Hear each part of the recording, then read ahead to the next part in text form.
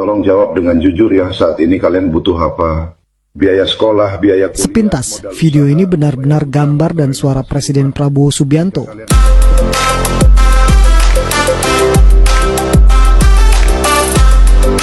Selamat datang di mini podcast kelompok 3 bersama saya, Lingga Augusta Sata Dinata dengan nomor NPM 06 sebagai main host dan rekan saya. Perkenalkan, nama saya Muhammad Angga Saputra. Di sini saya berperan sebagai co-host. Lalu ada 3 narasumber kita. Perkenalkan, nama saya Ahmad Taufik Hidayat dengan 3 digit terakhir 025. Nama saya Muhammad dengan izin terakhir 08. Nama saya Tirta Siswanto dengan izin terakhir 048. Oke, kali ini kita bakal ngobrolin nih dunia teknologinya, internet dan segala dampaknya ke kehidupan kita sehari-hari.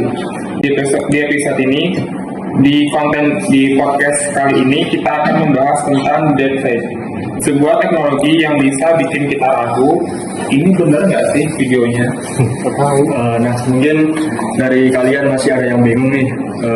Ini apa sih contohnya? Jadi bayangin gini, kalian lagi scroll medsos nih, terus nemu toko publik atau artis yang tiba-tiba ngomong sebuah hal yang sensitif.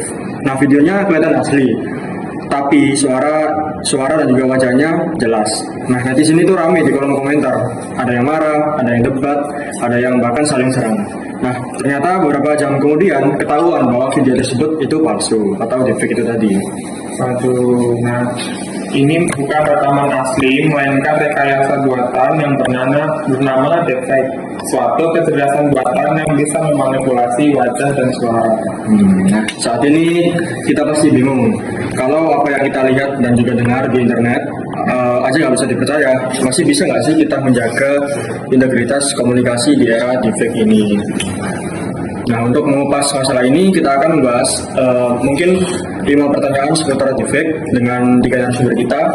Mungkin di pertanyaan pertama ada ini. Kira-kira deepfake itu teknologi yang berbahaya atau tidak jika disalahgunakan? Oke. Deepfake itu sebuah teknologi AI yang dapat memanipulasi gambar, wajah, atau bahkan sebuah video sehingga terlihat seperti nyata, padahal semuanya itu palsu. Nah, hal ini tuh sangat bahaya sekali karena dapat menimbulkan perpecahan, dapat menimbulkan penipuan atau bahkan pencemaran nama baik, dan bahkan bisa menyebarkan hoax yang belum tentu benar apa adanya itu. Baik, tadi kita mengetahui pengertian dari Mas Tirta. Lalu kira-kira bagaimana dampak disinformasi berbasis AI terhadap masyarakat ini? Menurut saya, disinformasi yang dibuat dengan AI bisa berdampak negatif terhadap masyarakat. Contoh salah satunya adalah masyarakat akan tidak lagi percaya terhadap media atau berita, dan juga bisa membuat perpecah belahan antara masyarakat. Contohnya dengan pelaku menyebarkan informasi hoax, tapi pelaku menggunakan AI atau deepfake untuk membuat seolah-olah berita yang palsu itu terlihat seperti asli atau real, seperti itu.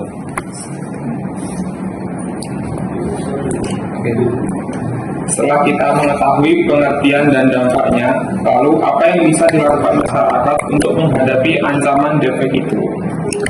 Menurut saya, yang bisa dilakukan oleh masyarakat adalah masyarakat harus memiliki pemikiran critical thinking.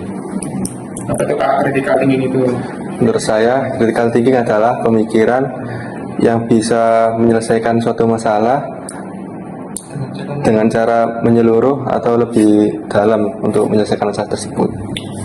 Oleh karena itu, masyarakat harus lebih cerdas dalam menggunakan media sosial dan tidak mudah membagikan konten yang tersedia di media sosial, seperti itu. Jadi solusinya dimulai dari diri kita sendiri, mulai dari lebih kritis, rajin cek fakta, dan gak asal share konten. Mungkin topik selanjutnya ini pertanyaannya cukup sensitif. Jadi deepfake terhadap oknum pemerintah, apakah pembuatannya dapat dikenai pidana? Oke, jawabannya tentu bisa ya. Tapi walaupun belum ada undang-undang yang secara spesifik menyebut kata deepfake dapat dipidanakan, tetapi kalau deepfake itu dipakai untuk mencemarkan nama baik atau memfitnah seseorang, langsung terkena oleh undang-undang ITE. Apalagi kalau videonya diubah seolah-olah tokoh komunitas tersebut ngomong sesuatu yang sebenarnya nggak pernah diucapkan. Terus dan jangan lupa juga penggunaan wajah atau suara tanpa izin juga termasuk pelanggaran UU Perlindungan Data Pribadi. Jadi manipulasi identitas digital itu bukan hanya sekedar iseng, resikonya juga sangat besar, bisa pidana dan juga bisa kena denda. Jadi semua itu ada pasalnya ya kan? Iya. Sebelum lanjut ke pertanyaan selanjutnya, jadi Kak Zain itu gimana sih cara kita membedakan dari video deepfake dan video asli itu sendiri? Gimana? Sebenarnya cukup mudah ya. Kita lihat, kita bisa melihat dari gerak bibirnya. Gerak bibirnya tidak sinkron dengan apa yang dia ucapkan. Kayak yang diucapkan itu kata A, tapi yang gerak bibirnya mengucapkan kata B. Nah itu bisa kita bedakan dengan cara yang seperti itu. Terus yang kedua bisa dengan fokus pada area kulitnya. Kalau di video asli kulitnya itu terasa kayak punya tekstur, sedangkan di deepfake itu tidak memiliki tekstur atau halus seperti pakai filter begitulah. Oke, seperti itu yang bisa dibedakan. Dan juga di sini saya menemukan nih kayak website atau apalah. Nanti akan saya share. Di sini ada Reality Defender dan Deepware Scanner. Kalian bisa menggunakan ini untuk mendeteksi bahwa video ini fake atau asli. Dengan cara kalian mengupload foto atau video, nanti fotonya akan dianalisis oleh algoritma dan juga akan diverifikasi, nanti akan keluar hasilnya bahwa ini video fake atau video asli. Oke, jadi kesimpulannya deepfake itu bukan cuma soal etika, tapi juga bisa berujung ke urusan hukum teman-teman. Oke, lalu kita lanjut ke sesi pertanyaan yang terakhir. Jadi intinya deepfake ini sebuah teknologi yang kreatif atau justru ancaman yang perlu diwaspadai? Menurut saya deepfake itu ada dua sisi sih. Pertama kita harus melek sama dunia teknologi yang keren dan kreatif saat ini. Nah, di sisi lain kita juga harus waspada terhadap teknologi yang berkembang pesat saat ini.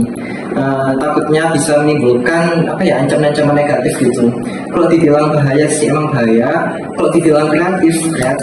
Jadi intinya deepfake itu sebuah teknologi yang kreatif tapi juga bisa berpotensi membahayakan diri kita sendiri kalau kita nggak bisa memanfaatkan dengan baik seperti itu.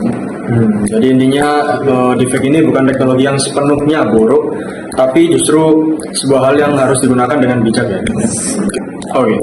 Baik teman-teman, nggak kerasa obrolan kita pada video kali ini sudah sampai di akhir video. Nah, semoga diskusi yang kita bawakan ini dapat menambah wawasan kita dan juga bisa membuat kita semua makin sadar gimana caranya membedakan deepfake dengan video yang nyata. Mungkin sekian dari kita kelompok 3. Kami pamit undur diri. Terima kasih. Terima kasih.